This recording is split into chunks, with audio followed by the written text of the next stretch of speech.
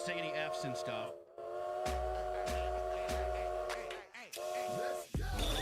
Blazing the steel. Bring the heat. Mix it non-stop. With the hottest DJ. I'm your host, Joshua Diaz. Non-stop.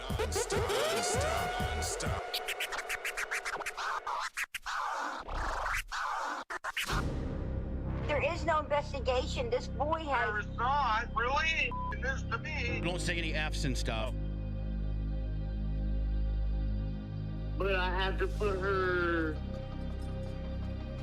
on the side and worry about I'm gonna do what I gotta do for me and my boys and my kids. Don't say any F's and stuff. There is no investigation. This boy has... There is not, really? It is to me.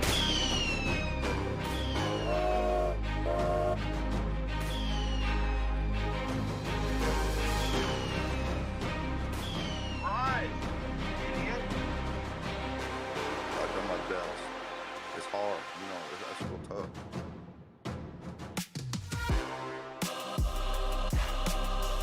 But I have to put her on the side and worry about the boys. I'm gonna do what I gotta do for me and my boys and my kids. Don't say any F's and stuff. Live from the NBD Production Studios, you're in the lab with your host, Joshua Diaz. There is no investigation. This boy has... There is not, really? It is to me. But I have to put her on the side and worry about the boys. But I have to... What's up? What's up? There is no investigation. Good to be here. Don't say any F's and stuff.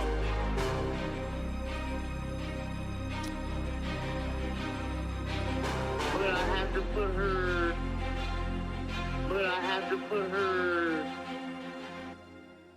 on the side and worry about the boys. What's going on, everybody? Good to be here. Josh from the lab, and it is nice to be here. I apologize about... Hold on one second. Okay. I apologize about yesterday. Like I said, life does happen, folks. It does. So let's just forget it and then move on. Let me see here. Hold on one second. Fix this. It really is good to see everybody. We're having like once again catastrophic weather and so on and so forth, but we're surviving, we're making it. And golly, what is that? Jeez, that's not good. Forgot. Yeah. I did. Thank you. Yeah, we're doing fine. Thank you so much. we're really doing. What is going on? I don't know. Anyway, so how's everybody doing?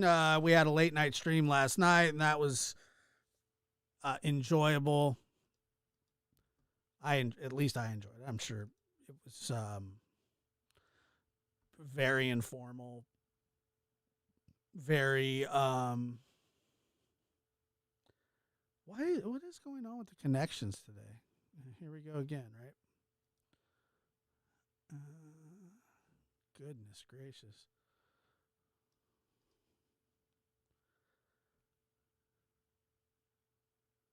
Oh man, here's the thing. We're doing this show, rain, sleet or snow or earthquake, it doesn't matter. We're rolling through it because that's what we do on the lab. Because, I really do think that this is needed. It is so needed, folks. This is so needed. And thanks again for being here. So, look, let's just get into it. We got bad Brians everywhere. Bad Brians everywhere. And it gets worse and worse and worse by the day. I talked a little bit about it last night in that all-exclusive sneak peek show. Just kidding. I mean, it's there on the page if you want to go watch it. But, I mean, good God almighty, what is happening just in this psychotic world? And by the way, men are overly I always wondered, like, why is it that men that commit these heinous crimes obviously at a far greater clip than women do? Not saying that women aren't capable of committing horrific crimes. I mean, we've seen some, typically it's like mother against, child, but men for the most part feel, well, that's not true. I said typically men like these Bryans, these sacks of crap Bryans, they feel dominant over their wives, ex-wives, spouses, whatever, can't handle them leaving. So then they just do, horrific things. And then in the case of Kohberger, I don't care what anybody says, dude's a loser. He's always been a loser. He'll always be a loser. Because for some reason he couldn't find it in himself. Nobody taught him how to communicate with women, even though he had a mother and probably, and I'm sure that he had sisters, or he does have sisters, or a sister. I don't really want to know that much about his family because I don't care about him or his family. I care about him and what he has done, which is just god-awful things. So that being said, Brian Kohberger is in court tomorrow. Don't get excited about anything. Nothing important other than, I don't know, a preliminary hearing or whatever, because this is where due process starts. It's going to be a very fast arraignment or whatever it is. It's going to be fast, and nothing significant or of substance will come out of it. And that's just really how it is. But, like I said, my biggest issue with all of these, Brian, look, if we look back to Brian Laundrie, all right, or as I called him, Baldo. I don't know if any of you guys remember that, where somebody drew a picture of Brian and he literally looked like the sloth on the Goonies. Hey, you guys! I mean, he really it was the dumbest. The funny thing was, somebody goes, "That person was a fantastic artist," and I said, "Yeah, they really are," because I mean, he does. I mean, they captured him perfectly. He's a goofy little looking turd who can't keep his hands to himself and smacked women around that couldn't defend themselves adequately. Ultimately killed his girlfriend and then drove back across country in her van because he's such a piece of crap that he didn't have one, using her credit cards along the way, knowing that she was dead. Now it's alleged that mom was going to bring him a shovel or something. I don't know. File him a friggin' file in a cake when he goes to prison, or some duct tape so he could tape his butt so he doesn't get, sorry. Tiger is out of the cage with the Bryans, fellas. And fellas. Okay, we're all fellas.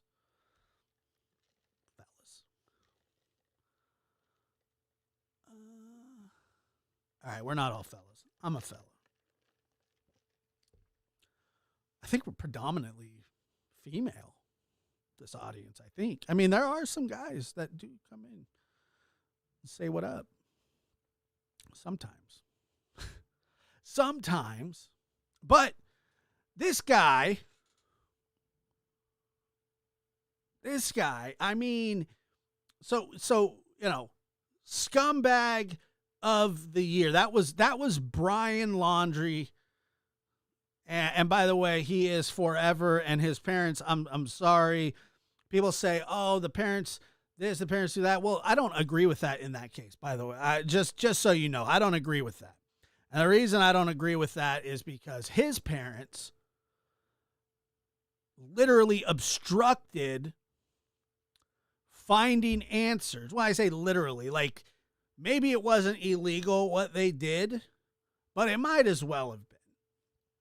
And so for that, I don't care about them. They're terrible people. All they cared about, like Gabby Petito lived in their home. He lived with them. She lived with them. They lived together. He lived at home. She moved in with him. I'm sorry. And, they pretended to treat her like a daughter. That's what they pretended to do. She was in their house for some time. And when her parents came calling for justice and answers, what happened? They got stonewalled at every single turn. No answers. All right. So there's our first bad Brian. Baldo. Where's Baldo? Brian Laundrie. Sloth. Goofy. Shot way over his, outkicked his coverage when it came to find.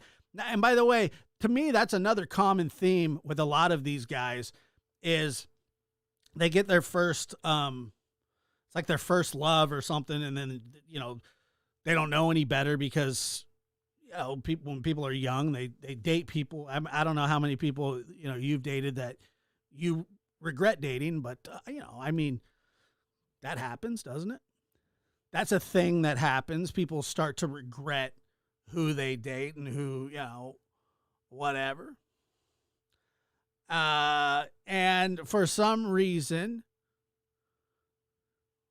when things aren't going well, and I'm sure, I have no proof of this or anything, but I'm sure that Gabby was ready and willing to leave Baldo behind. And she should have left him out there. That would have been the ideal situation. Just drive off and leave him. He killed her, robbed her, stole her car, drove it back to his parents' house, probably cleaned it. FBI lost track of him. By the way, I will never forget when the FBI came out and said, or the police or whatever it was, we don't know where he is. And it was like, oh my God, like really? In that case, Brian, the story is Brian went off and became part of the Everglades forever, like a little, like the chicken that he is. He didn't want to face, oh, I can't live without you. And, it's just like, wow. Okay. So we got, there's scumbag Brian number one. And by the way, it is alleged now that his mother offered him a shovel in court documents. And if that's the case, she should get his sentence and her sentence. That would be ideal. That would be ideal, and that would be some justice. They stopped a family from finding and let them suffer. Let them suffer, folks, in agony with no answers while mommy tit fed Brian, excuse my language, and probably propitiated his head for him. And, oh, Brian, here's your action figures. I polished them so you can play with them later. And here's your weird magazines that have anime violence because I know that you love those so much. And here, let me just pack this little bag for you. Let me just pack this bag for you. I'll bake. You want a sandwich? I'll bake you a sandwich or make you a sandwich. What do you want?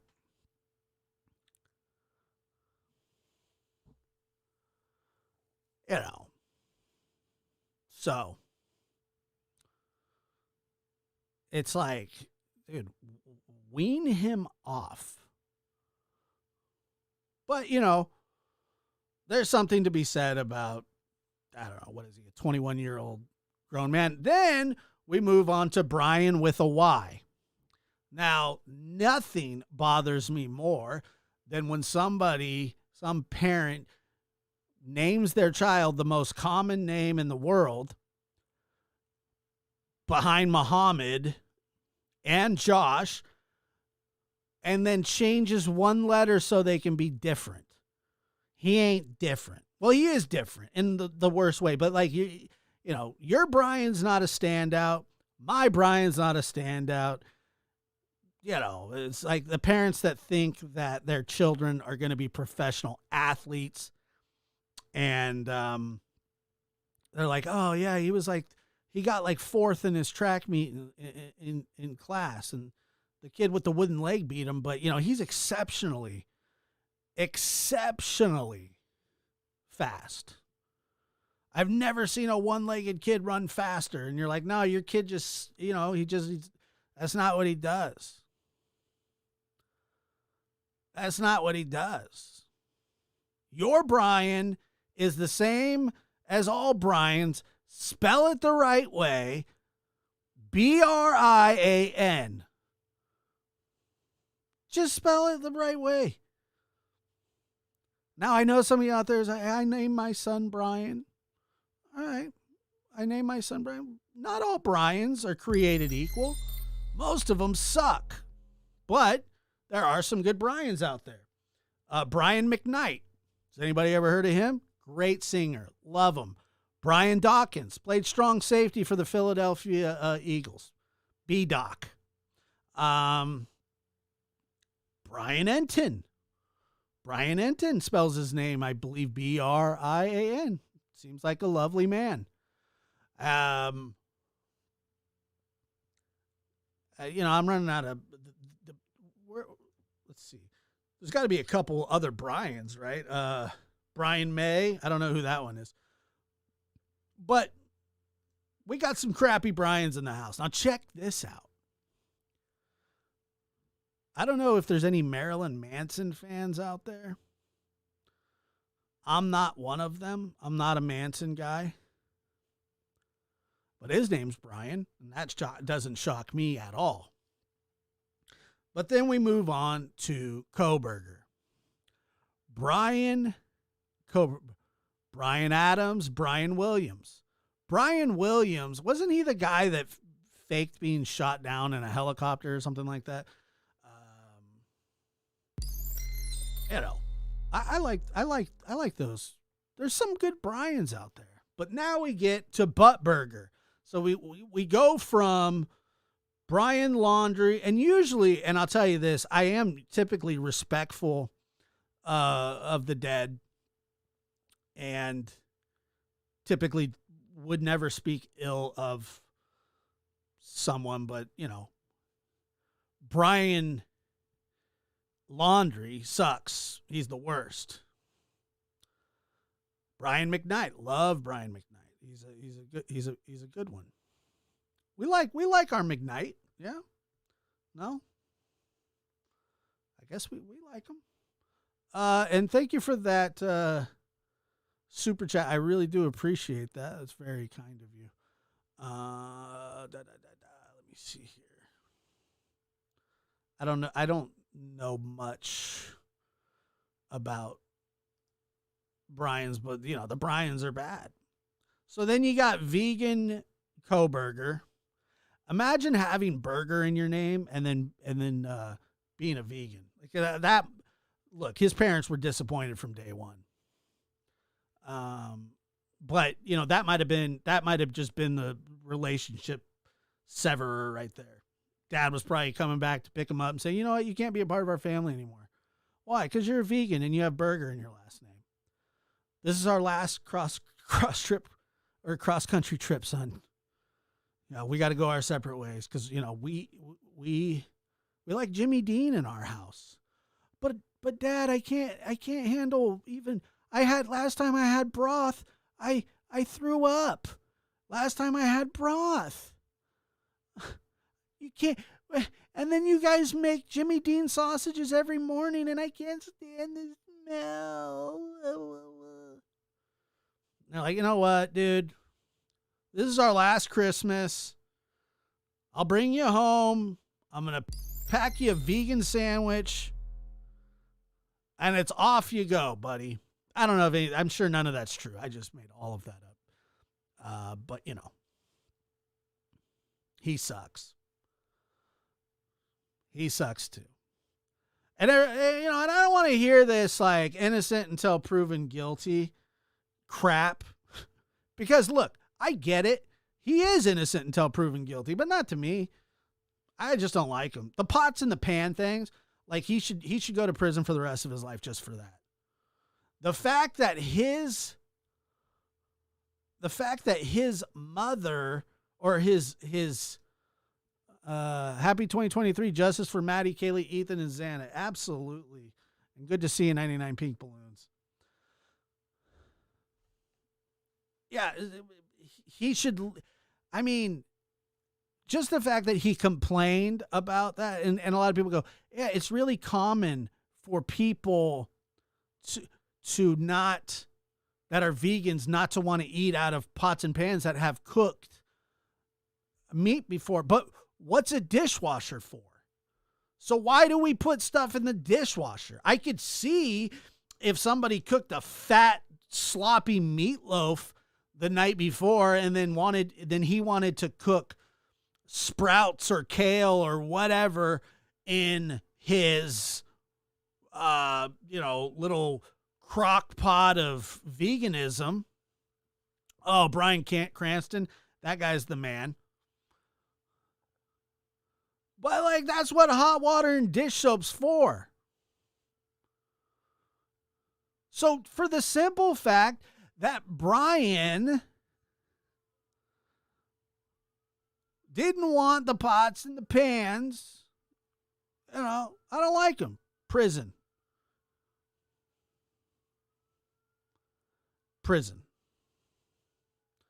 And because I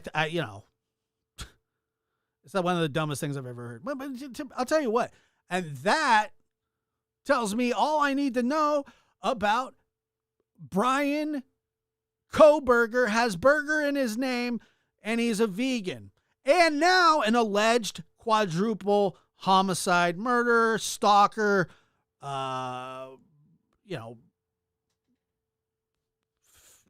breaking and entering, vegan. I don't know. I don't even care that he's a vegan. The pots and the pan thing really gets on my nerves with him. I don't know. It's just I don't understand the whole. But here's the thing: if I went, tell me how nuts this sounds. So let's just, for 1 second, I'm fired up, folks. I had this planned yesterday. It didn't happen. You're getting it today, Burger Boy. And you're getting it today, Laundrie. I don't care where you are. And then I'm assuming hell. And then Mr. Walsh, I'll save the best for last, for sideshow Brian Bob. I mean, my God, that guy, he might be one of the ugliest humans I've ever seen, inside and out. Like, if you just judged him from the inside of the things that I've read about him, his inside is just as ugly as his outside. I mean, the curtains match the drapes. Oh, the curtains match I don't know. Whatever. And so, I don't even care. I don't even care about like this whole, oh, well, innocent until proven guilty, pots in the pans. But let's just reverse this here for a second. Imagine me going over to my aunt's house, and this, I'm telling you, this is how it would go. And there's a house full of vegans, right? Just everywhere. Vegans as far as the eye can see, right? Left and right, vegans, okay? And I say, hey, I'm I'm not a vegan. I actually eat meat on a regular basis. And I would like to cook a hamburger in your kitchen in one of your pans. Okay, fair. And I said, but you know what? You know what? But you only cook vegetables in your pans. So what I'm going to do, I'm going to ask you to go purchase me a new frying pan that has never been touched by kale or sprouts or tomato, cucumber, none of that. We can't have it. We can't have any of it. Tofu, no tofu, nothing. My aunt, one in particular, would probably hit me in the head with the pan. And, you know,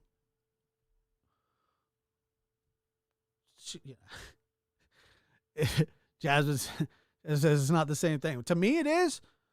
It's the same exact thing to me. Yes, I would. Do you think he has his parents have separate pots and pans? They can't all be. I've heard other vegans say they get sick from the smell or taste of meat. I employed a vegan for some time, and he would say dumb things to me like, "Hey, I'm gonna go on break and eat my persimmon," and I'd go like, "I don't like why don't you just go on break? I'm gonna go eat my persimmon." Like, okay, go on. So I remember one time he was eating a chocolate chip cookie, and he was complaining about like the sugar, how the sugar was really affecting him, and blah blah blah. And I was just like, dude, no one cares. No one wants to hear your like crap. And he said that he had been sick from he sipped some broth. He sipped some broth because he didn't feel good, but that made him even sicker. And I didn't even care. I was like, whatever, dude. Like, that's on you.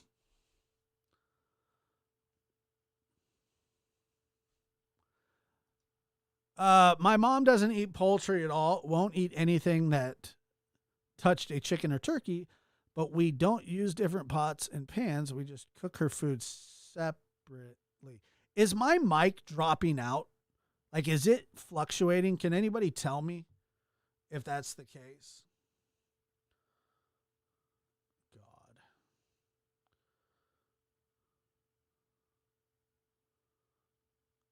God. It feels like my mic is like up and down. Is that the case? I need to know. This is of the utmost importance.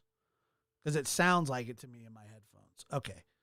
All right. It's just driving me nuts because I feel like it's like, okay, whatever. Moving on. Back to the vegan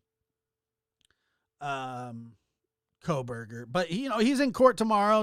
It's not going to be eventful. It's not going to be anything other than, really just like your is there some fluctuations? A little bit? Oh, now I'm paranoid. Because it is just a little. And I'll swap a mic right now if I have to. I don't even care.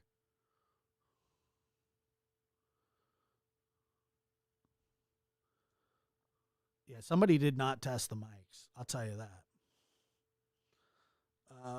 Let me hold on 1 second.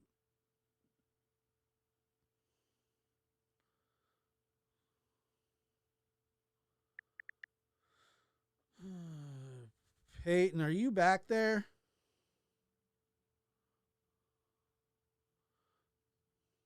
Peyton, are you back there?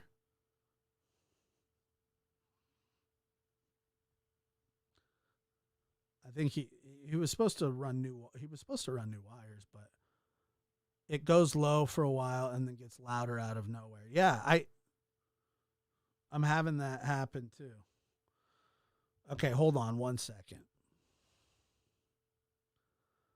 Just hold on 1 quick second. I'll be right back.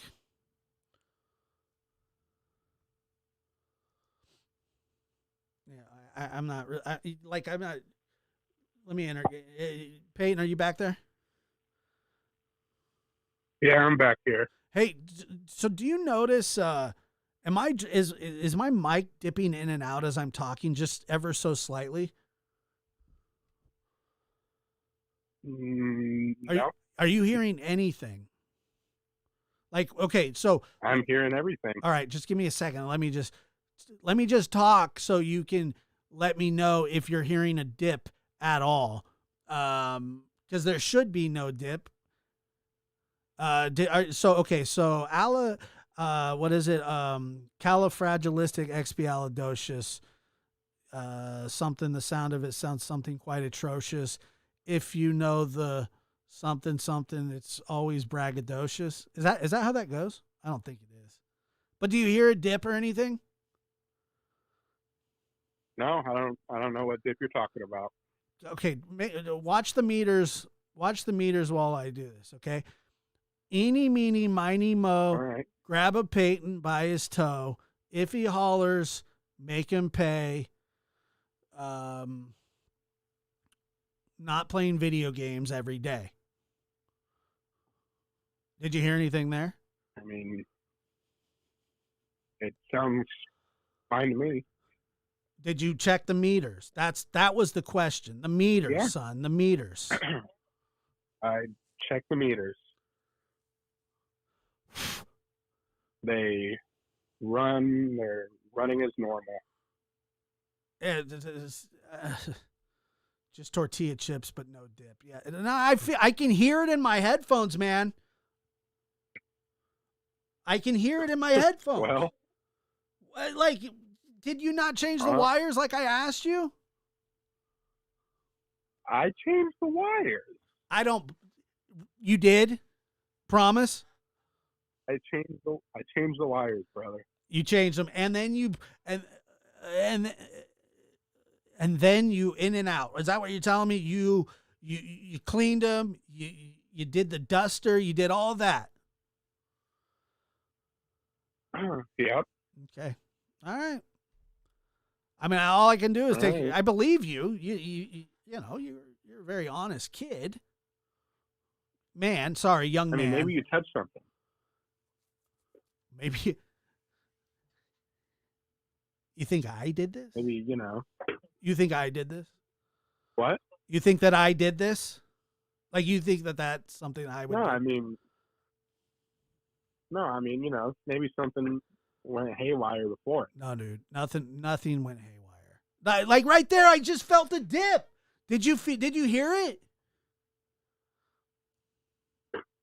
I heard it that time. I'll be honest. Did you really hear it? A little bit. All right. Peyton, I need you to get in here and change this mic. You want me to get in there and change the mic? Yep. Like I asked you to before.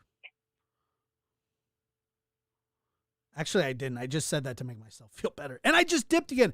I felt it dip out again. This needs to be fixed immediately. Okay. Sure. I guess. Yeah, whatever. Just I'm muting you now because I'm mad. Now I'm mad at you for messing up. He didn't even do anything wrong. I just like to pick on him. Hold on 1 second.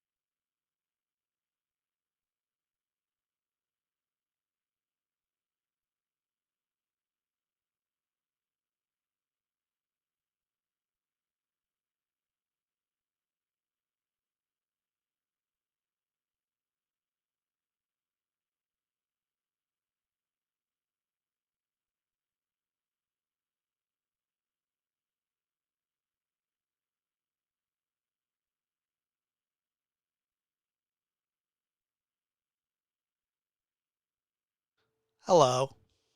How are you? Is that better?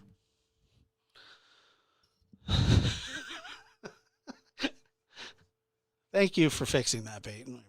Truly, truly appreciate you. Back to the vegans, or my rant. I'm sorry about that. Actually, too, and we're gonna look at a little bit, and also the call-in number is 858-299-2504. I'm actually a really nice guy, so if you do want to hit the line, that is always appreciated. I don't hear a dip in the world. Does anybody? It sounds so good. That SM7B, take it and trash it, buds. Thing sucks. That thing sucks for real. It was even hooked up to a cloud lifter. All right, moving on. Sour milk, folks. Let's talk about Brian Walshe. Let me see here.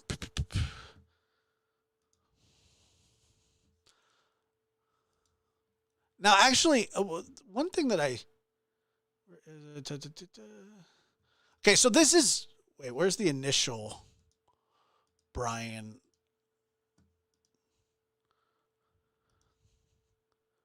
Okay, so this is the initial report. I want to shift gears just a little bit here on Live Now. So this is the initial report when Mrs. Walshe went missing. From Fox, as we're learning new information out of Massachusetts, as police have now arrested the husband of missing Massachusetts mom, Ann Walshe. This coming in from the Cohasset Police. I want to put up this tweet right now here on Live Now from Fox. Of course, this coming out of Massachusetts as the police say a husband arrested for, quote, misleading the investigation. Cohasset and Massachusetts State Police have taken Brian Walshe of Cohasset, Massachusetts into custody, charging him with misleading a police investigation. And it is my understanding that he still has not been charged with murder yet. It sounds like what they're doing is just kind of keeping him out of the way so he can stop, obstructing justice and buying $400 worth of cleaner. First of all, what married man has ever bought $450 worth of cleaning stuff? Look, I've bought in some Simple Green when Otis took a runny dump on the carpet, but like that cost I don't know, it was like $6. I didn't wear like a ski mask to do that.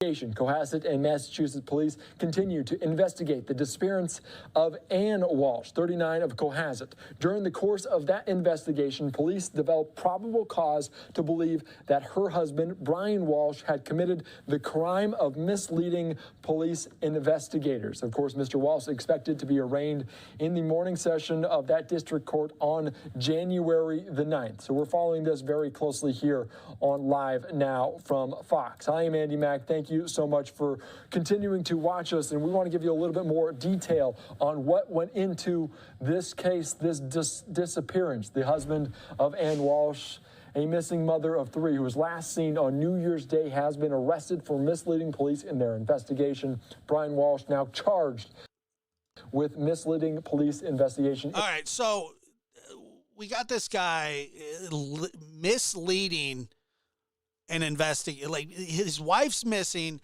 and he is lying to the police. What reason would he have to lie to the police? Your wife is missing. None. There's no reason whatsoever. You can't think of a reason. And I don't even know if he's a vegan or not, and what pots and pans he cooks out of.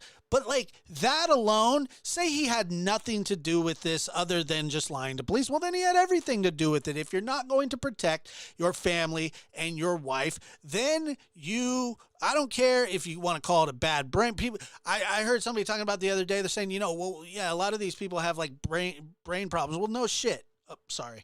No crap. They have brain problems. How is that the person's fault that they're victimizing, that they're hurting, that they're doing whatever to? How is that their fault? No excuse. You cannot lie to investigators when your wife is missing. The only reason to lie to your wife or lie to the cops about your wife when she goes missing is if you had something to do with it. Into his wife's disappearance. Of course, Ann Walsh, a real estate professional who commutes to her job in Washington, D.C., had garnered national attention with state and local law enforcement traveling over the weekend to the nation's capital as part of their investigation. Family members told police she was supposed to take a rideshare to Logan Airport on New Year's Day to fly to Washington, D.C., where she owns a townhome. Police said there is no evidence Ann Walsh got into a rideshare or that she boarded any flights altogether. In Cohasset on Sunday, several marked and unmarked police vehicles pulled into the driveway of the home of Ann Walsh that she shared with her husband and 3 young children. Investigators were entering and exiting Walsh's home throughout the morning. A ground search of the area around Walsh's home concluded Saturday when 20 troopers from the MSP Special Emergency Response Team, 3 K-9 teams. He is a big, ghoulish looking whatever. It's like, I know, look, relationships aren't based on looks, but like, he's actually horrendous. And the state. And I don't even like, I'm not even a look shamer. I don't even care. Like, I'm not Brad Pitt, but like, my God, dude. Police Air Wing searched the area around Walsh's home. State police said investigators also drained the pool at the Walsh's home and nearby stream. Cohasset police detectives and Massachusetts State police detectives assigned to this office. They traveled to D.C. over the weekend as part of the investigation, working with the Metropolitan Police there in our nation's capital. Walsh was last seen at her home in Cohasset shortly after midnight on January the 1st. Police are seeking help from the public in locating Ann Walsh. But the big development today has been the arrest of the husband, Brian Walsh, for, quote, misleading a police investigation. He is expected to be arraigned in state's custody. Mississippi girl, good to see you. He's in state's custody. The morning session in because, and we'll get into it. Trust me, I got a little district court on January the 9th. Additional facts may or may not be entered into the record at that time, but no further information is expected to be released. All right, so let's learn a little bit more about... Tonight, there is still no sign of a missing mother of 3 from Cohasset. Anna Walsh vanished New Year's Day without a trace, and there continues to be more questions than answers about what happened to her. Now, her husband, 46-year-old Brian Walsh, is under arrest, charged with... Didn't we? No, we didn't watch that one. That's not the one I wanted to watch. Golly. All right. Investigators work to piece together what happened to a missing Massachusetts woman. Surveillance videos giving us a better glimpse of what her husband was doing not long after her disappearance on New Year's Day. And we're also learning about his past and why some describe him as a, quote, physically violent person. News 8's Evan Lambert is live in Massachusetts. Evan, what else did you learn today? Nicole, it is eerie watching Brian Walsh on camera doing something as mundane as getting his children smoothies. This is coming just a day after investigators say his wife disappeared today. Oh, that'll just make up for everything. Father of the year. Father of the year, man. I'll get the kids smoothies. They still can't find your mother, but let's go get some smoothies. No sign of her. News Nation obtaining this surveillance video from inside a Massachusetts juice bar showing 47-year-old Brian Walsh on January 2nd. That's a day after he told investigators his wife left for her job in D.C. The store's owner telling us Brian bought 5 smoothies and was somewhat of a regular, but was not acting suspicious that day. It's one of the only places he told investigators he went that was true. Prosecutors saying he repeatedly lied to them about where he was in the days after 39-year-old Anna Walsh's disappearance, including a trip to Home Depot they say he failed to mention, where cameras show he bought hundreds of dollars worth of cleaning supplies. I'm on a mission to save lives. We're also learning more about Anna. who an associate described as always kind. The mother of 3 young boys highlighted some of her passions in a video she shared to LinkedIn several years ago. I'm fundraising for Torch Foundation, which is an organization that provides teens with weekend workshops, and it empowers responsibility and confidence in them. Meanwhile, court documents continue to paint a troubling picture of Brian Walshe. In a 2019 dispute over his late father's estate, a friend of the family wrote to the court, quote, "Brian is not only a sociopath, but also a very angry and physically violent person." The court record also accuses Walshe of having stolen $1 million from his father, leaving the father and son's relationship nearly non-existent. And so far... Wow. So, there you go. There he is in the flesh. Piece of crap. Brian Walshe, our hat trick of Brian's. Our police have not detailed what they found in searches of 2 trash facilities here in the Boston area, but we do know that they found blood and a bloodied knife inside the couple's home. Brian Walshe is still in jail. Nicole? Yeah, we know her loved ones certainly want answers. Okay, Evan, thank you. Thank you for watching. Go to newsnationnow.com to find News Nation. All right, so there you go. We got Brian. We got Brian Kohberger, vegan extraordinaire. We got Brian Laundrie, granola eating extraordinaire. And we have Brian Walshe, smoothie buying dad extraordinaire. I don't know. I mean, they're all just terrible, terrible humans. And, what's being reported that they found in the affidavit in those black trash bags is terrifying. I'm sure that nobody believes that Anna Walshe is still alive. And the kids are now put into the system, 3 children, very young, that will grow up without their mother and their father, and because of a decision that the father made on behalf of himself.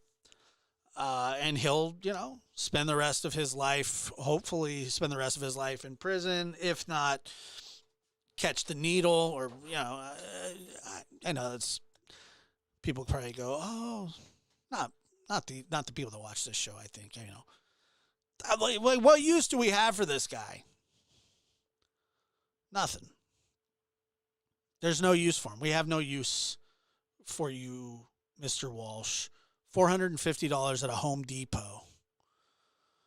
And so we'll keep on that story, and I believe in the coming days, they have some time, but they'll charge him with murder eventually. Right now, all they've charged him with, and a very strategic move, very smart move, get him off the street, get him away from those children. He's crazy, and if he had to, he would kill his children too. I mean, look, man, if you're willing to do that to your wife, don't think that this person isn't capable of doing it to his children. He would tell you, I would never. He'll say the same thing that every other wife killer says. I would never hurt my children. The only ones that don't say it are the ones that, well,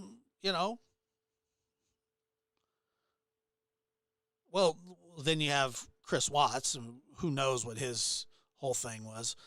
I heard he's getting fat too. I like that. That's funny. I know he hated that. Him and Kohberger could.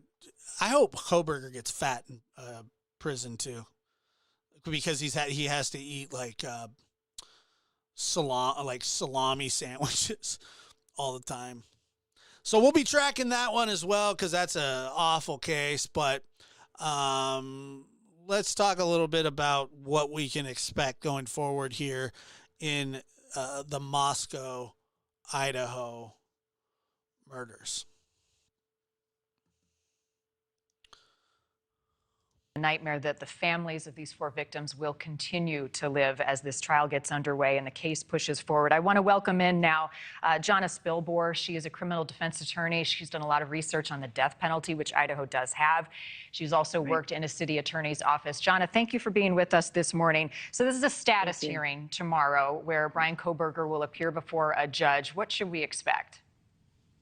Okay, well, a status hearing usually is not anything monumental. It's basically an opportunity for the judge and the counsels, defense attorney and prosecutors, to figure out what the next steps will be. In a case like this, as a matter of fact, in any case where somebody is being held behind bars without bail, due process kicks in.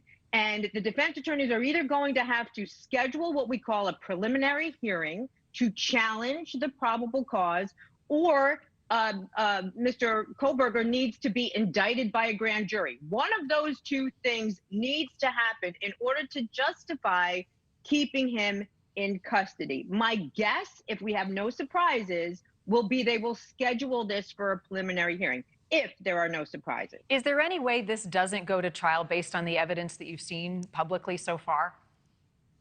You know, that's a big question. The tea leaves tell me, if there is an option. Let me guess. No chance. I don't think there's a chance, but like, what if they, what if they find, I don't know, opportunity for Brian other DNA somewhere else. Kohberger to take some sort of plea and avoid the death penalty, which would require him to admit guilt, obviously. If he's willing to do that, if there's enough evidence that we haven't seen yet, it's possible that that deal may be on the table. But I got to tell you something, the horrificness of these crimes and the families that we feel such sympathy for, I don't know if prosecutors are going to be ready to make some sort of deal like that, especially if there is more evidence out there than we've already seen in the affidavit, the probable cause affidavit. Right. So the prosecutors, the families, they want this to go to trial. It's the pursuit of justice, right? So what is their best piece of evidence to get a conviction in this case? Okay, so the best piece is something that we have not seen yet. Maybe we will see it, maybe we won't. And that is, I would like to see the victim's DNA someplace in Brian Kohberger's vicinity, meaning not his DNA at their house, although that would be telling too, right? We have that one little piece of DNA on a knife sheath. But if they find victim's DNA in his car, in items in his home, in items where we know these victims did not voluntarily go, then I think it's really game over, and maybe they can start talking some deal at that point. But we haven't seen that yet, and I don't know if we will.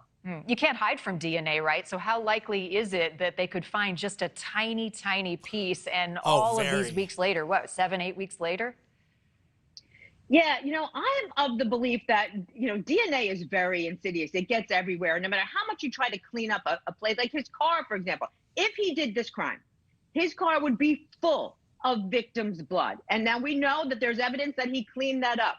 But can you ever really? There's always some sort of trace evidence left behind. And if authorities go through his car, which they will, and they find anything that connects the victims to his car, that's going to be probably the biggest piece of evidence that we've seen so far. Because look, I mean, it looks bad for him. But as a defense attorney, they're going to say, well, wait a minute. Just because you have his phone in an area doesn't mean he was with his phone, doesn't mean he was at that house. There are some other explanations.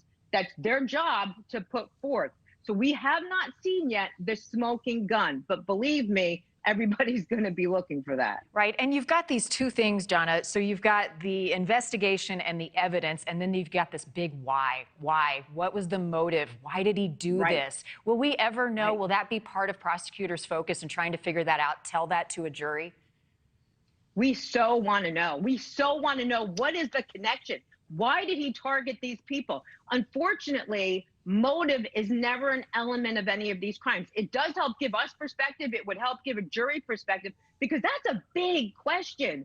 Why them? He wasn't even in that part of the country for that long. Why? Yeah, it was like he just moved there, right? That's what's so crazy about it. He just not that long ago moved there. Them, and why that night? These are major questions we may never have the answer to, and he still could get convicted. Quickly before we go, Idaho does have the death penalty likely in this case if this thing goes to a jury. Oh, it's got to be, right? Can you imagine? The fact that Nicholas Cruz somehow skipped out on it, it will always bother me. But come on, this. If there was ever a reason to have it, it would be a case like this. So senseless, multiple murders. Yeah. Yes. And perhaps Brian Kohberger's best defense might be just saving his own life and not trying to take this to trial to find him not guilty. Yes. It's been a sickening and chilling case since the beginning. Criminal defense attorney Janice Vilbour, thank you. Appreciate your perspective this week. She's a defense attorney too, and it doesn't sound good for him. There was I don't know how you guys feel about watching the body cam footage of when the cops gave a noise complaint to that house. I'm not really sure what, I wouldn't say good it does. And I know that they have, I know that they've released it and it's out there now. And I mean, I'm not against playing it. It's just, it's sad really, because you just see such young, vibrant kids just hanging out and partying, doing the same things that, you know, we all used to do. And, yeah. Anyway, let's go and listen to this. 2 months after 4 college students were brutally murdered in their off-campus home. News Nation covering the story since the very beginning. We had exclusive interviews from investigators, the parents of victims, friends, past roommates, and now one woman is coming forward claiming she went on a date with the accused killer about 7 years ago. Nick Smith joining us right now to share her experience. Nick? Yeah, Adrian, we continue to learn new information about Brian Kohberger. One woman sharing what she says was her experience on a date with the man accused of the murder of 4 college students. And we're also looking... By the way, this Tinder date thing, I mean, is that like a confirmed thing? She didn't sound like she was sensationalizing anything. Just kind of figured out what everybody already knew about him, that he was a freak. Into writing he allegedly posted online. This is Haley Willette. She says she met Brian Kohberger on a dating app. She called his behavior so creepy that she only met up with him one time. She shared her story with News Nation host Chris Cuomo.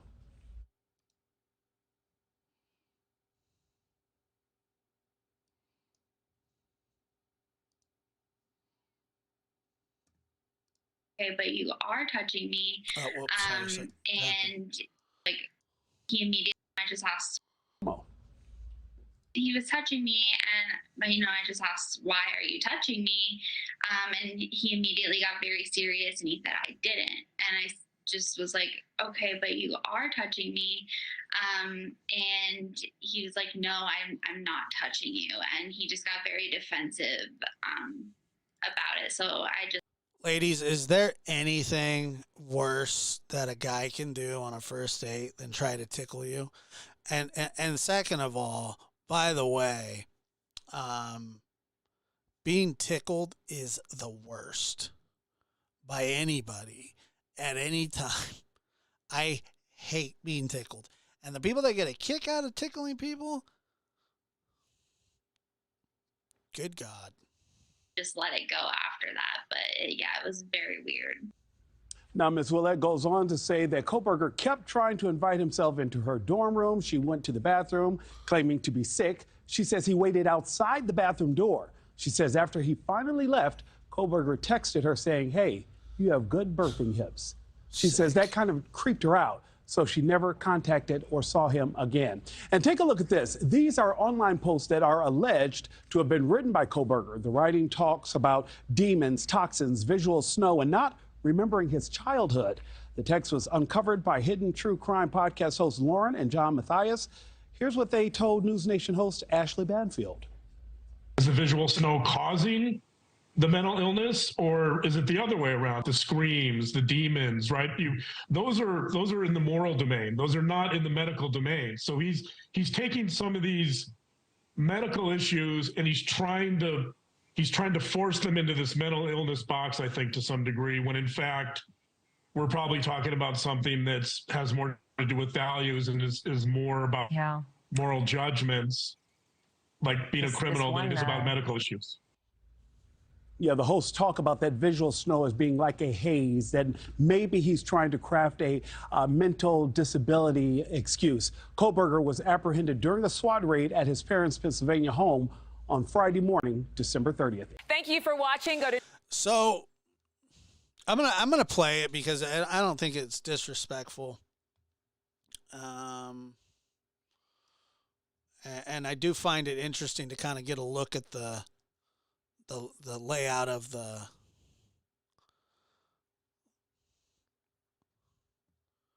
area. Oh my God! Like,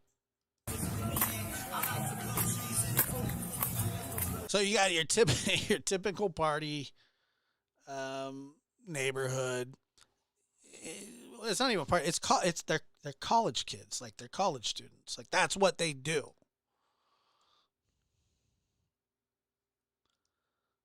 That's what they do.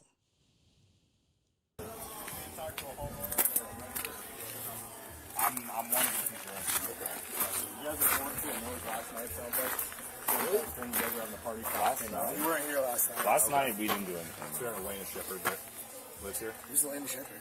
The person that was born for the noise last night. Yeah. Okay. Well, one thing I will tell you is we didn't do anything last night. No worries. Neighbors are calling in again saying the music's good. Okay. All you guys do is turn it down. Sure. Sounds good. That being said, the tickets get expensive. We got to come back out here and, the music keeps coming up and needs to be called. Understand that. Yeah, we'll definitely turn it down. I mean, you're probably off, maybe like very low volume, but we'll definitely turn it down. Yeah, you can have a party. You can have some music, just not loud enough for people are calling and saying, hey. Sounds good. No worries. Yeah, we should have. I know we were going to go talk to them before, but yeah, maybe do a lap with your neighbors. Yeah, we should do that next time. That's a good idea. Yeah. You live here? I'm one of them. Okay. Yeah. We're both. Let me grab your name. My name is Elliott, Elliott. And then Lund, Lundh. Middle initial? I have two middle names. Yeah. I like what he said. I have two middle names: Maurice Jones Drew. Okay, so this isn't even the right house. We're clear of 1127 King Road. So this is when they're walking up. 11. And then we'll talk about it as they approach. But like the thing is, like, this is just normal college town stuff. And there they are approaching. It's so weird just to see it like it's just really weird to see it as active and, vibrant and alive. I mean, that house was a source of energy and fun and friends, and it was just all ripped away by Kohberger allegedly. It's painful to even think about the impact that this is a ripple effect, folks. That's what this is. It's nothing more than a huge ripple effect.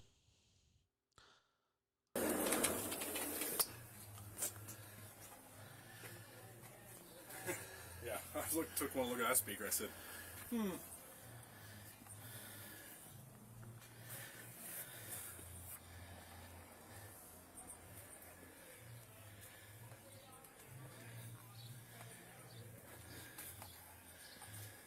You get a lot of guys trying to argue private property access. The way I've always done it, and correct me if I'm wrong, it was the way I did it there. Find one responsible, have everyone else hold them accountable. If I got to come back here, they're getting the ticket.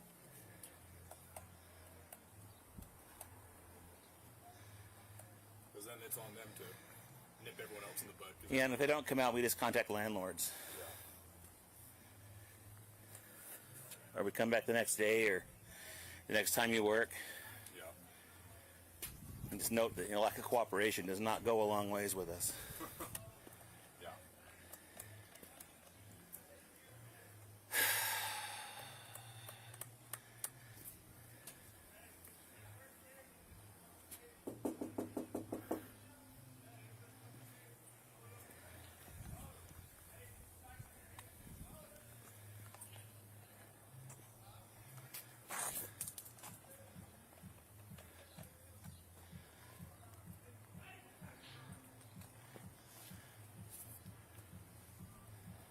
Huh. No stairs to the back deck. Interesting.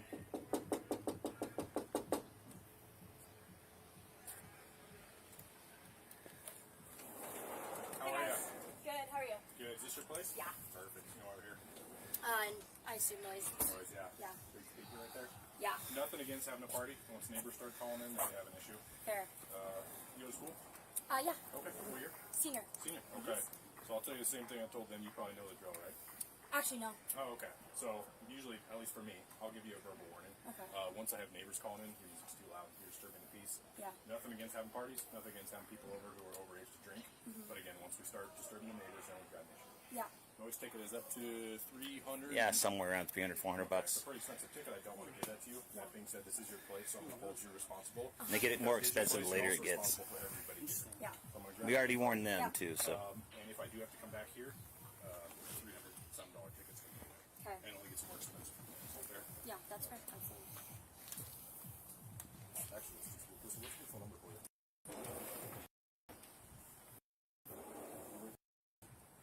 Is this 1122 here? Yeah. Okay. I'd much rather you spend that $300 on beer or something fun than Yeah, a noise yeah. sticker, right? Yeah, thank you. I appreciate it. Yeah. That being said, warnings, don't do it again. Yep.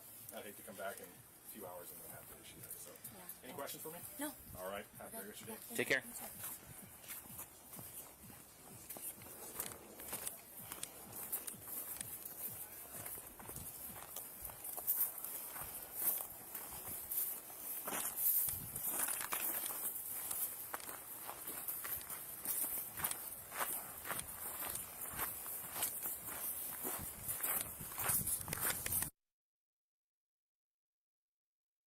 I don't know about the zip ties. I find that, I mean, the zip ties are weird too, for sure. Oh, is this when they go Maybe back? do a lap with your neighbors, let them know what's up. That's a good idea. Yeah. You live. Yeah. So this is what, a different angle? I'm just going to loop around up here.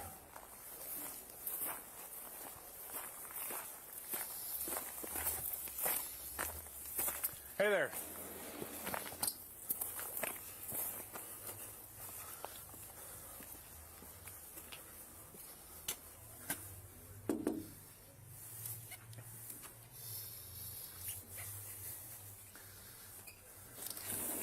Is this your place, man?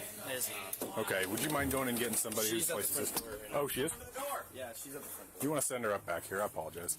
We knocked at the front door, no one came. I'll be right back. Yep, thanks, man.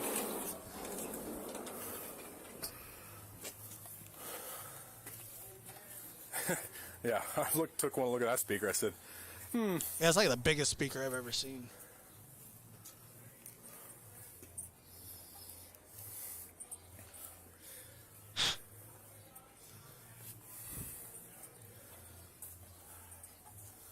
You get a lot of guys trying to argue private property access. the way I've always done it, and correct me if I'm wrong, was the way I did it there. Find one responsible, have everyone else hold them accountable. If I got to come back here, they're getting the ticket.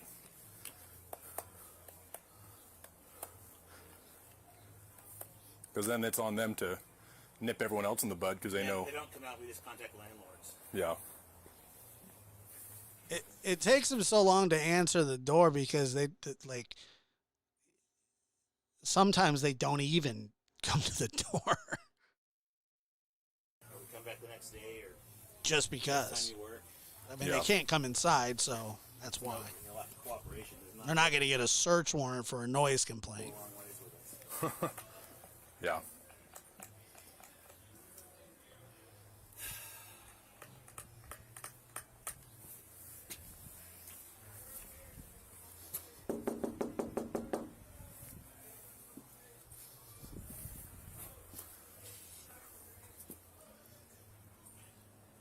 Yeah, they're. I mean, you can tell that they're annoyed.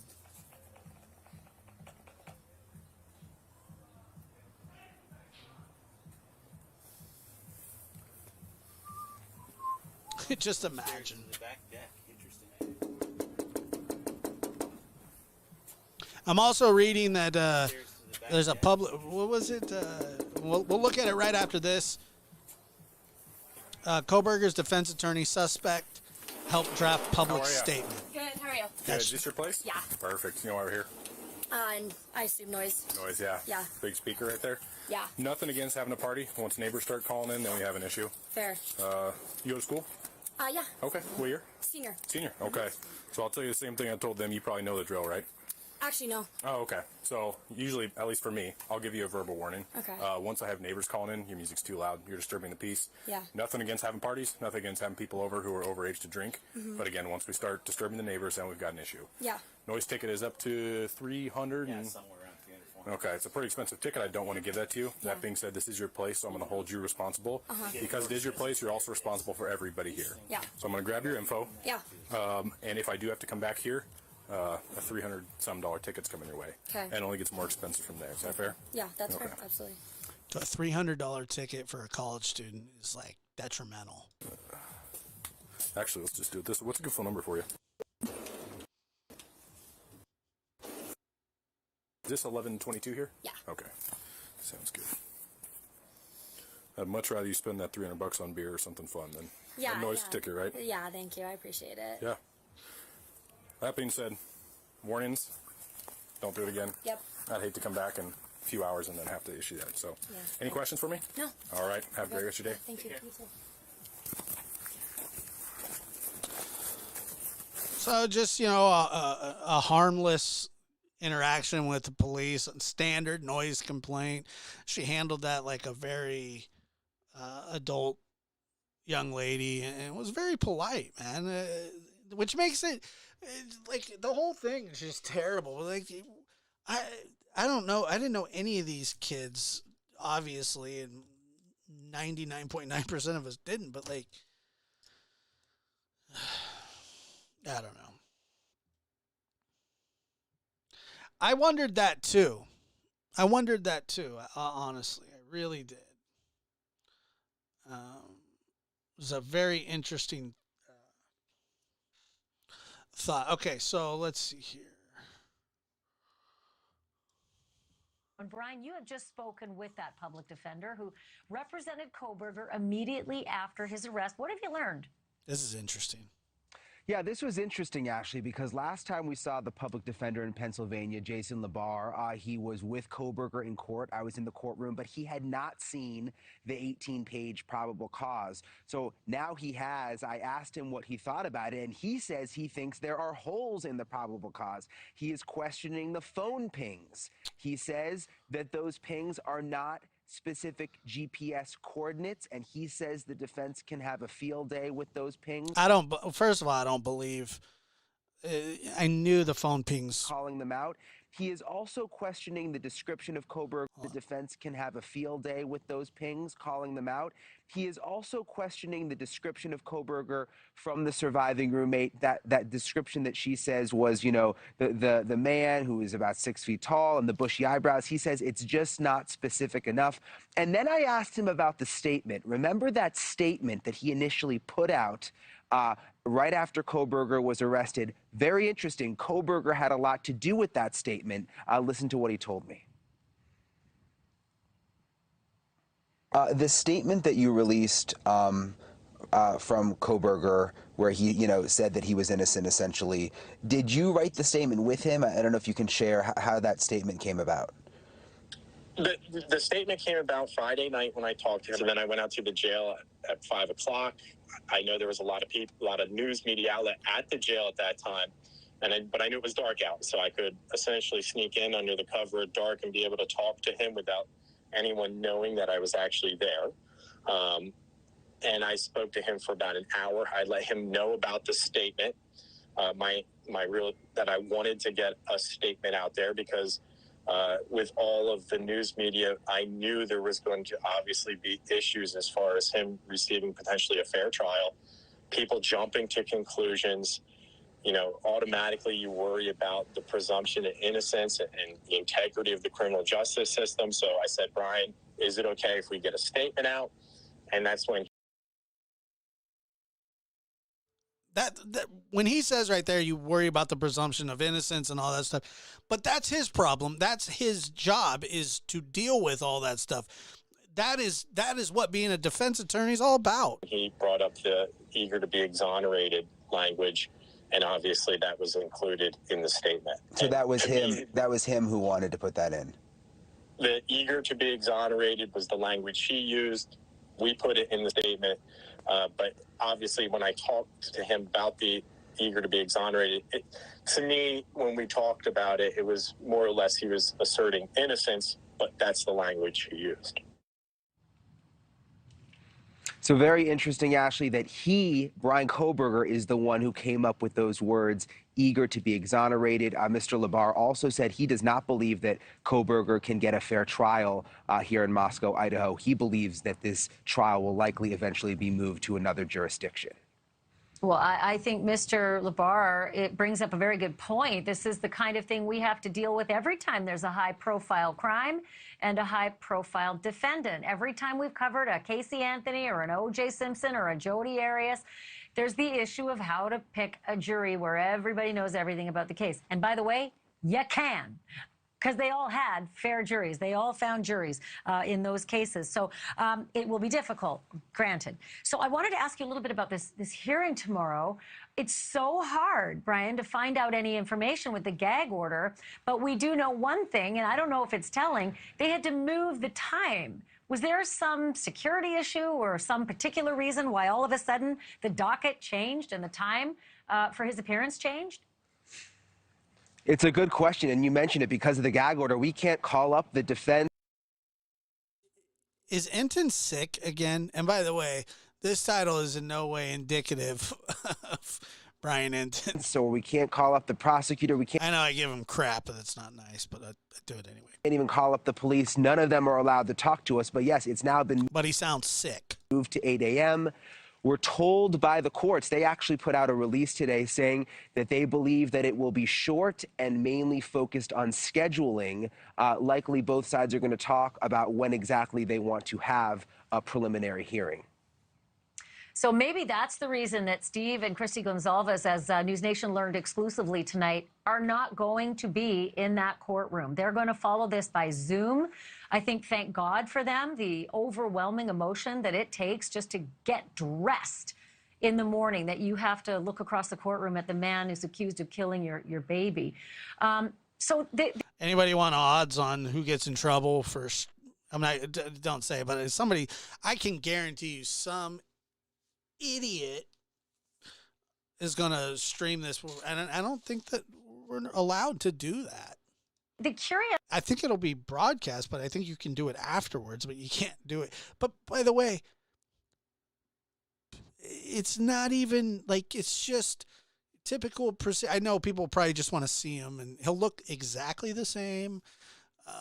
Maybe just a little, I don't know. Maybe he's fatter from eating all the peanut butter and jelly. Curiosity of the 8 a.m. It's such a small courtroom. And last time there was this long line. I saw you and so many other journalists. And then there's the public. It's a public process. Do we know if the public's going to be let in again, or if they're going to have to do a huge organized, line to pick the first 10 and that's it?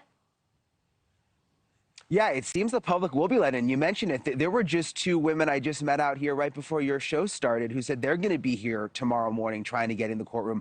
I'll probably get here at least 2 hours early to line up because there was such a long line last time. And it's a small place. I mean, it's a small jail.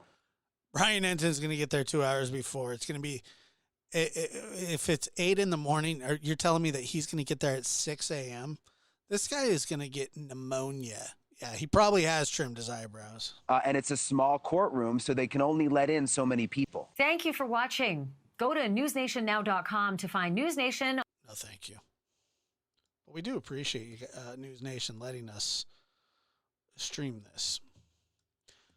How could his study of criminology have fit into all of this? Joining me now is criminologist. I told you guys before, I was convinced that he knew exactly what he was doing.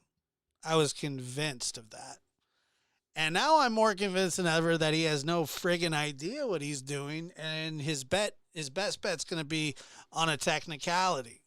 Because if they find DNA in his car, if they find his DNA, or if they find any of the victim's DNA in his car, he's done, because you might be able somehow, some way, be able to explain away, I don't know how, but his pings and his, being in the neighborhood, his car, his whatever. You might be able to explain some of that away. There is nothing that they can say if there is DNA in his car that matches any victim in that house. None. There's nothing you can say about that. It's likely a factor. Clearly, he has an underlying interest in this type of stuff. Now, whether that was born out of his study of criminology or he was attracted to criminology by dint of pre-existing interest in murder and mayhem, this will all come out. I would be particularly interested, actually, in and these will be accessible at some point, having a look at the papers that he's written. What were sort of his areas of undergraduate and then graduate interest and speciality? And is there some intersectionality there? Is there a fear among you or others in your field that the field of criminology will now be stigmatized? That initially did occur to me when this was announced, that there would be, rightly or wrongly, a nexus drawn by the media between what he was studying and, of course, these horrible crimes. I mean, but if you think back, the last PhD mass murderer was, of course, James Holmes outside of Aurora, Colorado, the Batman shooter. No one drew connections to his study in neuroscience to the crime. I mean, it's strictly by virtue of unfortunate coincidence that he happened to be in this program that I think now people are going to say, well, everyone studying criminology at that level must have some ulterior motive, and that's simply not the case. And here's the good news. The good news for your field is that there are a lot of his fellow classmates came out and spoke, and, they all seemed to be, interesting folks who were fascinated by the field. Interesting folks, a.k.a. weird. That's what he tried to say. Rather than... Don't even lie about it, dude. Potential murderers. Precisely. Yeah. All right. Thank you so much, Michael, for coming on the show. Oh, you're welcome. It's so odd, Here's the fact. I hate that commercial. Okay, maybe if I do that, I won't have to.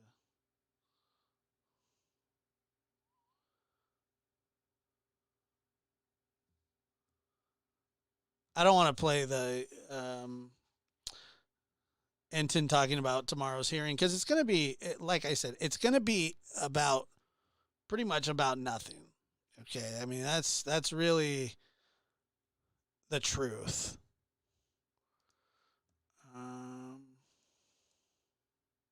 My question is, if you're under surveillance, where were the cops when the murders happened? My question is, if he was under surveillance, where were the cops when the murders happened? What do you... Oh, okay. So you're behind. You're talking about the Walshe one. That's a good point. I don't know. I really don't. Have you guys seen this, by the way? Joining me now. This is the crap that we're dealing with where I'm at. Mayor Randy Rouse from Santa Barbara, California, just one of the many communities dealing with all of this devastation. Mr. Mayor, thank you so much. I'm looking at some of the numbers, 34,000 under evacuation orders, 400 to 600% above average for rain this time. How many of those evacuations are in your community? What are you seeing? Well, excuse me, the evacuation orders have been lifted in our community. There are still some folks sheltering in place around areas that had mudslides due to recent fires. But we did get to lift the evacuation order in Montecito, where the debris flow had happened 5 years ago. I mentioned 17 deaths. Any of those deaths? I heard he didn't have an ankle bracelet, but I could be getting that wrong. Your neighbors? No, thank God we had no deaths and no serious injuries in Santa Barbara City itself. What city just show us the pictures. Those utilities itself. No, and also I have to tip my hat to Edison as well. Nothing in the city itself, which is pretty amazing given the magnitude of the storm. Mississippi girl. So no, our systems are all up. Our utilities are all going. Our warming shelters are in place. Our evacuation areas are in place. So everything is going according to a very well thought out plan. Unfortunately, because we've had a lot of practice in the last few years, but our systems have worked really well so far. But like you said, we are expecting a little bit more rain on Saturday. Right. So if it's not drought and it's not fires, then you're dealing with the flood. So I would imagine if you're in a pretty good position, you're being asked for assistance, maybe some reliance from other cities to assist with crews and support and help and rescue efforts. How's that communication going? Fabulous. Like I said, if the rest of the government worked as well as our public safety agencies do, they're fabulous about cooperating with each other. They respond, they get the job done, and worry about whose responsibility or financing it was later. They go to the issue first, and that's exactly the way it should be. When you said you were ready for this, I mean, when we're looking at some of these images of just these like rivers pouring through what are supposed to be streets, what are some of the infrastructure issues that you had prepared for to make sure that when you get these heavy rains, the danger of mudslides, that you're ready and that buildings hold up? So our coordinated emergency center opened up right away. We had evacuation maps set out for the public. We did numerous amounts of public outreach, both in English and in Spanish. And we did evacuate and or rescue where we had to. We had advisories as well as mandatory evacuation. Yeah, we have some flooding. It's mostly, this is a few hours south, but yeah, we've had some major flooding and problems, but like in the city that I'm in, no. I mean, there's a lot of water everywhere, but yeah. But we did have an earthquake yesterday morning. You believe that? Another one. But it was DJ Khaled.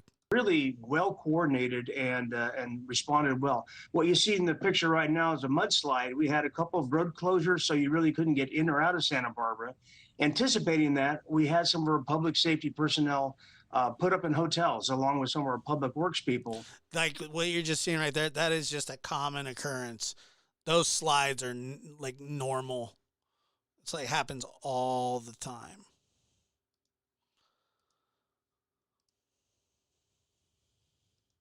In order that they be here and not get stuck out of town for this entire event. So I just have to give kudos to our administration for having coordinated what they've done with this. It was good. We're fortunate. We didn't get hit as hard as, like I say, Santa Cruz County or even parts of North Santa Barbara, but we did pretty well. Yeah, There's a guy riding a kayak there. Of people dealing with the devastation, but I'm glad to hear you guys fared all right. It sounds like you were ready for it. I had the pleasure of visiting your beautiful community last year. Great seafood restaurant out there on the pier. I think Moby Dick's maybe was the name of it, or Harbor something. But anyway. Imagine being the restaurant that she's trying to shout out in front of like all these people and then her getting the name wrong. But that was very nice of her. Yeah, no, it's been, you know, it's been gnarly, no doubt about it. Let me see here. Okay, well, I think that was all I had. I kind of ran myself out of gas with that rant, man. I was really just having a go at the Bryans. But anyway, like I said, don't expect a lot tomorrow. There, we'll talk about it and move forward, but it's not going to be anything substantial. And we will cover it. So, and I just want to thank everybody for being here. Sorry again about last night or yesterday's show. And I did a little impromptu show. Appreciate you guys being here. Thank you very much. There is no investigation. This boy has... There's not, really? This to me. Don't say any F's and stuff. But I have to put her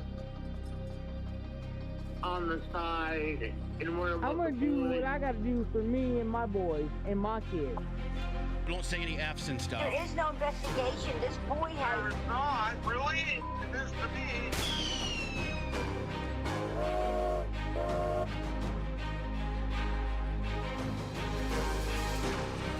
By the way, be on the lookout for a video that I'm going to post tonight. It'll probably be up in a couple hours. talking about the sealed affidavit. It's going to be interesting. You're going to want to watch that. Thank you, guys. But I have to put her on the side and worry about the boys. I'm gonna do what I gotta do for me and my boys and my kids. Don't say any F's and stuff. Live from the NBD Production Studios, you're in the lab with your host, Joshua Diaz. There is no investigation. This boy has. There's not, really? It is to me. But I have to put her on the side and worry about the boys. But I have to. There is no investigation. Don't say any F's and stuff.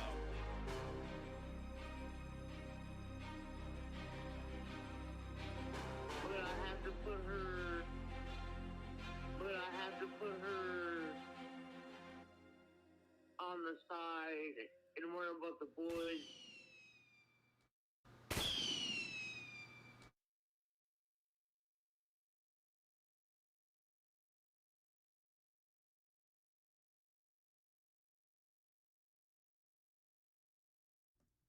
Suckamuckagus.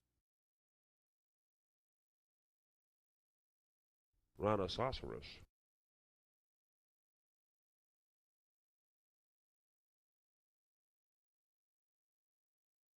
Come here, I'm gonna eat you!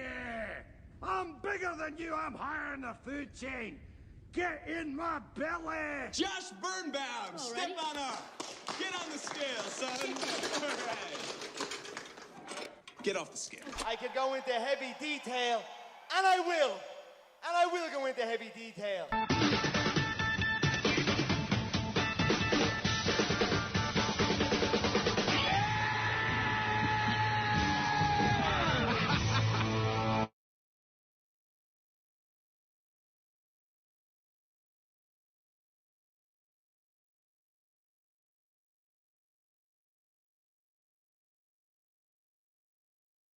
I could go into heavy detail, and I will! And I will go into heavy detail.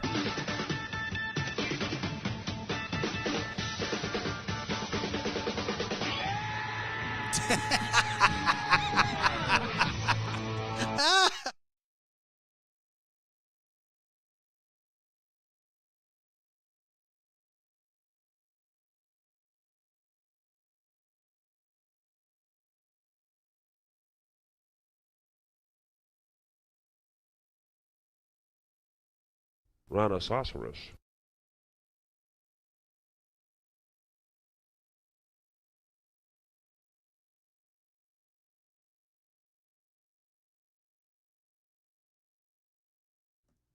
Suckamuckagus.